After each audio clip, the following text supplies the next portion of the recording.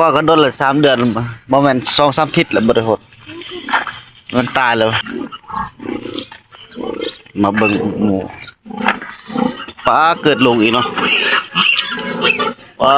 2 แม่เกิดหมดแม่ตัวนี้ครับ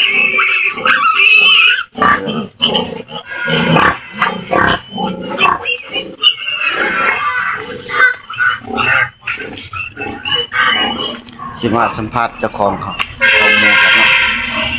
มื้อนี้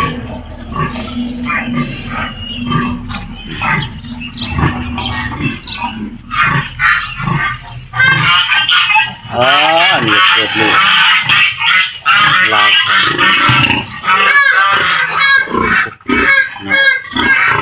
ผูกใหญ่ได้ยังกินอ้ายคนรอบ่มีหยังมี โอ้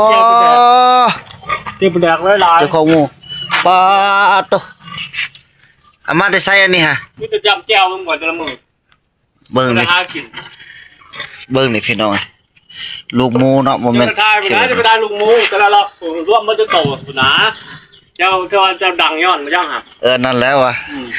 น้ำมันแพงแค่ว่าเราสิลุบบ่จักมึง โอ้น้ำมันแพงนั่นเป็นจังไดเนาะก็ว่าการ ขอบ่ได้เป็นจังได๋ขอยันบ่มีขายน้ำมันนั่นรถก็มีทางไปก็ไปตลอด ดี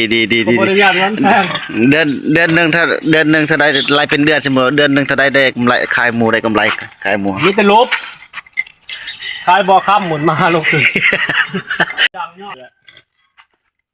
เอาไปใส่อีกกันนะโอ้ยมานั่งนี่นะเด้ปลาเบิ่งตัวนี้รุ่นที่ใหญ่แล้วเด้อตัวนี้ใหญ่แล้ว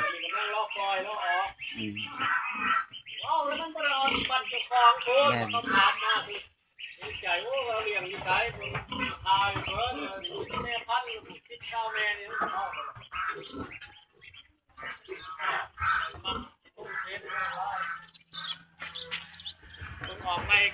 นี่ใครสนใจทักมาเด้อใครสนใจเด้อหมูกำลังได้ลูกกำลังออกลูกแล้วนี่เป็นไผแม่ซะนี่แต่ละแม่10-20แม่พี่น้องแม่นน้อยๆ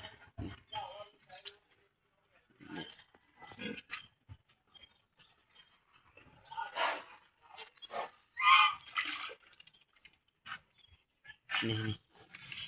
คอยหาลูกมันนี่เบิ่งมันเลี้ยอยู่นี่เบิ่งลูกมันนี่เป็นอันนี้ลูกน้อยมันเต็ม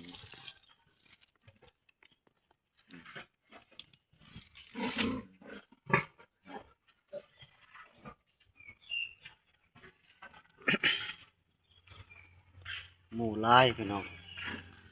ใครต้องการสั่งซื้อมาได้เด้อมาคอมเมนต์กดไลค์กดแชร์เห็นบ่อันนี้ก็ใหญ่เลย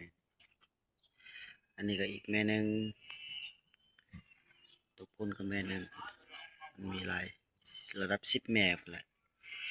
ลูกอย่างน้อยก็ปล่อยออกเบิดแล้วนี่ซื้อใหม่